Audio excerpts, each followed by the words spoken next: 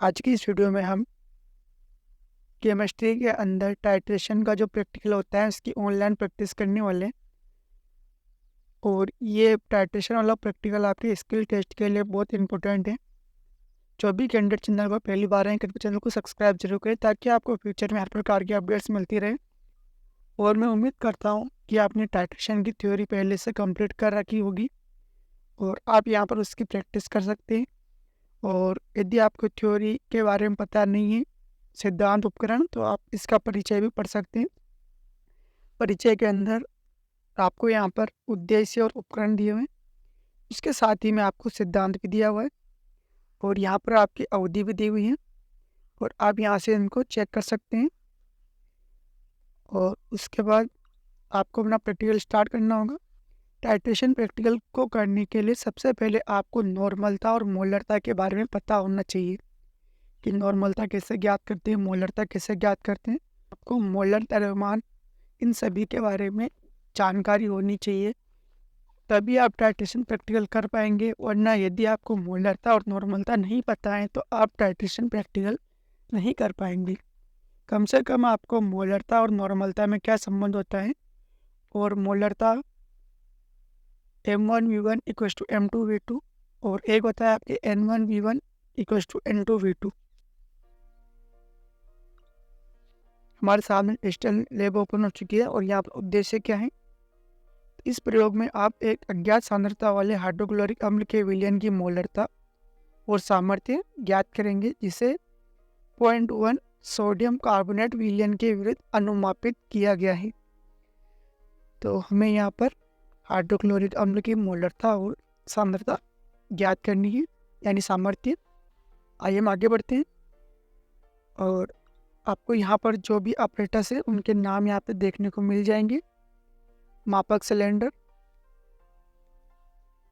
Cylinder, beaker, dropper, कीप, अनुमापन flask, anti parallax card, pipette, methyl orange, naphthalene, आंसू जल, तनु HCl और 0.1 मोलर सोडियम कार्बोनेट और लिटमस विलियन।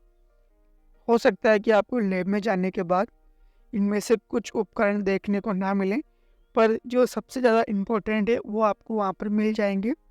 जैसे कि आपको वहाँ पर ड्रॉपर, मापक सिलेंडर और ये शायद ही मिले एंटी पैरेलक्स कार्ड, बाकी के सारे आपको वहाँ पर देखने को मिल जाएंगे। इसलिए आपको जो मिल जाए उसी में आपको प्रैक्टिकल करना होगा, क्योंकि ये डिजिटल लैब है तो यहाँ पे सारे इक्विपमेंट दिए गए हैं। आइए हम शुरू करते हैं इस प्रैक्टिकल को। सबसे पहले आपको लैब में जाने के बाद जो आपको ब्यूरेट मिलती है उसको पहले आंसू जल से अच्छे से धोना है और उसके बाद आप ब्यूरेट के अंदर जिस सॉल्यूशन को डालेंगे, हाइड्रोक्लोरिक एसिड ब्यूरेट के अंदर रखने वाले हैं, तो एक बार हाइड्रोक्लोरिक विलयन से ब्यूरेट को अच्छे से धोना है और उसके बाद आपको ब्यूरेट को 0 तक फिल करना है। हम देखते हैं इस प्रोसेस को। सबसे पहले हम इसको आंसू जल से धोते हैं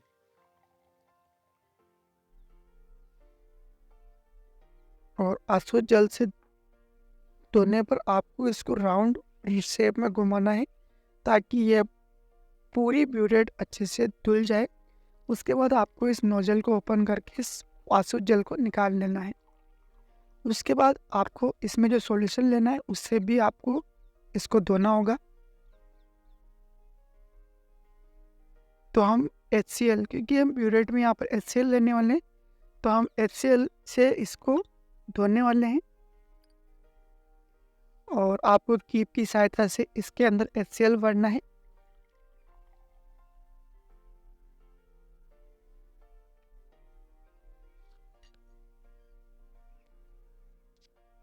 आपने कीप की सहायता से ब्यूरेट में HCl डाल दिया है। अब हम इस HCl को निकालते हैं।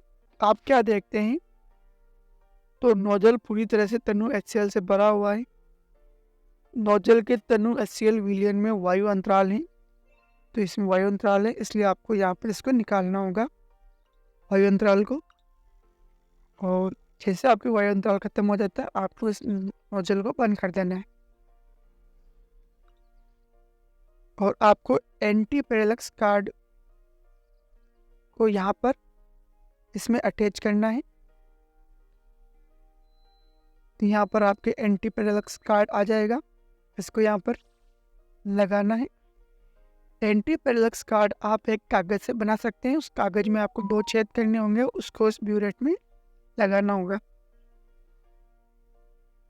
और अब आपकी ब्यूरेट कंप्लीट है। अब आपको HCl को यहाँ पर जो 0 पॉइंट है वहाँ तक इसको लेके आना होगा। इसके लिए आपको इस नोजल को ओपन करना होगा और देखते रहना है कि आपके 0 तक सॉल्यूशन कब आता है। उसके बाद नोजल को बंद कर देना है।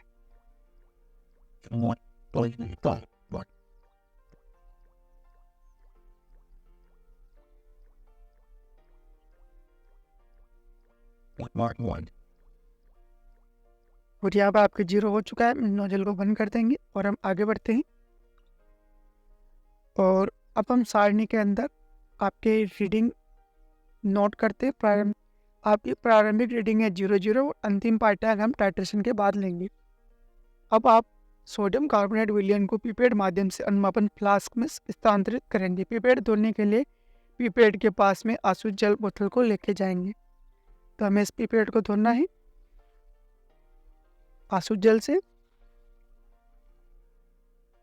और उसके बाद अब आपको सोडियम कार्बोनेट से इस पिपेट को धोना होगा। इसके लिए आप इस पिपेट को यहाँ पे लेके आते हैं और जैसे आप इसको इसमें डालते हैं आपके इसमें सॉल्यूशन ऊपर आ जाएगा। आपको पिपेट के अंदर सॉल्यूशन भरना है। आपको सॉल्यूशन कहाँ तक फिल करना है, जहाँ तक यहाँ पर आपको एक चिन्ह देखने को मिलेगा गोल सर्किल, आपको यहाँ तक इसमें सॉल्यूशन को भरना है। पिपेट में 0.1 सोडियम कार्बोनेट विलयन के निचले मेनिकस का स्तर क्या है, तो इसके अंशांकित चिन्ह तक। और उसके बाद आपको यहाँ तक फिल करना है और उसके बाद इसको आपको अनुमापन फ्लास्क के अंदर लेना है।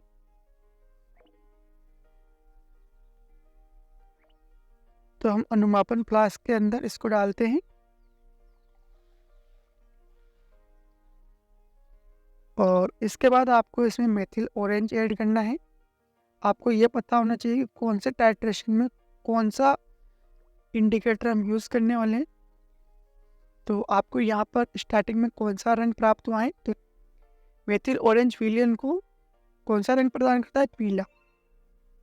उसके बाद आपको इसको यहाँ पर श्वेत टैल के ऊपर रखना है और उसके बाद आपको टाइट्रेशन स्टार्ट करना है। आपको अंतिम बिंदु पर कौन सा रंग प्राप्त होगा, तो आपको पीले से गुलाबी रंग प्राप्त होगा। इसके बाद आपको आगे बढ़ना है। अनुमापन शुरू करते समय ब्यूरेट के नोजल में कोई बूंद लटकी हुई नहीं होनी चाहिए। हम अब स्टार्ट करते हैं टाइट्रेशन और यहाँ पर आपको संतुलित रासायनिक समीकरण पता होना चाहिए। और हम टाइट्रेशन स्टार्ट करते हैं और आपको इस नोजल को ओपन करते जाना है और इससे आपका जो सॉल्यूशन है इसमें गिरता रहेगा। और आपको टाइम पर ब्यूरेट को हिलाना है और आपको कलर को नोट करते जाना है। और इस प्रकार आप अपने प्रैक्टिकल में आगे बढ़ते जाएंगे। स्टार्टिंग में आप इसकी जो स्पीड है उसको तेज़ रख सकते हैं। उसके बाद में आपको ड्रॉप गिरानी होगी जिससे कि आपको अंतिम बिंदु पता चल जाए।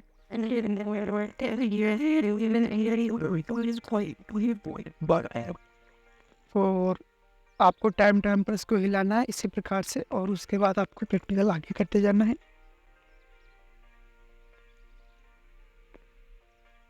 आपको अंतिम बिंदु का ध्यान रखना है। और आप यहाँ पे देख सकते हैं कि हमारे यहाँ पे कलर चेंज हो चुका है और हमने इसमें कुछ बूंदे ज़्यादा डाल दी हैं। तो आपको इस बात का ध्यान रखना है कि आपको हल्का सा कलर चेंज होते ही आपकी जो रीडिंग आती है वो करेक्ट है। यदि डार्क कलर आ जाता है तो आपकी रीडिंग इनकरेक्ट है। आपको फिर से रीडिंग नोट करनी होगी। इस गलती को आपको वहाँ पर करने से बचना होगा।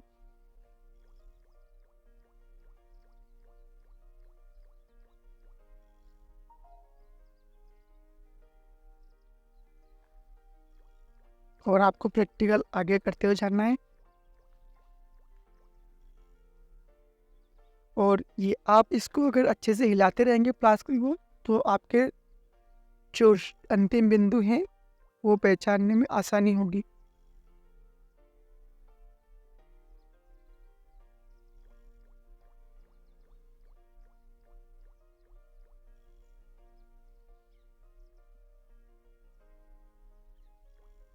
आपको ऐसे करते हुए कम से कम भी 3 रीडिंग नोट करनी होगी। कितनी? 3।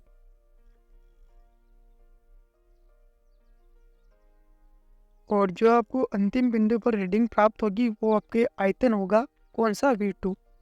और जब भी आपको अंतिम बिंदु आने वाला होगा, जब भी आप एक बूंद डालेंगे तो आप देखेंगे कि सॉल्यूशन का कलर चेंज होता है और वापस हिलाने पर कलर चेंज हो जाता है। इसका मतलब कि आपके पॉइंट आने वाले हैं।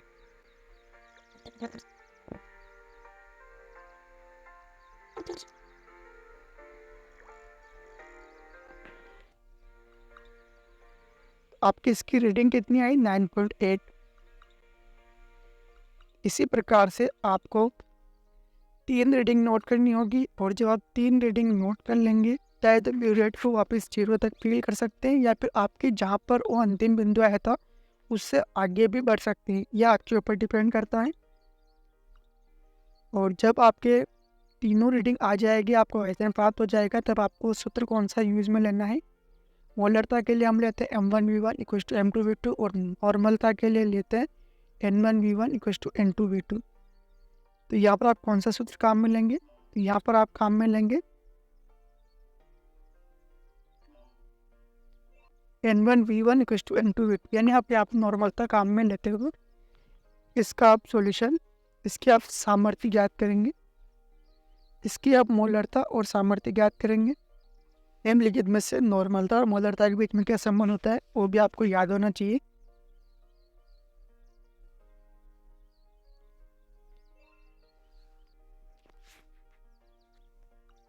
और अब आपको यहाँ पे कैलकुलेशन करनी होगी। इस कैलकुलेशन का आप पढ़ सकते हैं। और यहाँ पर आप M1V1 और N-V2 की वैल्यू यहाँ पे पुट करेंगे, जिससे कि आपकी मोलरता ज्ञात हो जाएगी। और उसके बाद आपको सामर्थ्य क्या होता है, सामर्थ्य कैसे ज्ञात करते हैं? तो सामर्थ्य मोलरता इंटू मोलरता अनुमान करते हैं तो आपको सामर्थ्य आ जाता है। और यहाँ पर आपका मोलरता अनुमान कितना होता है? HCl का होता है आपके 36.5।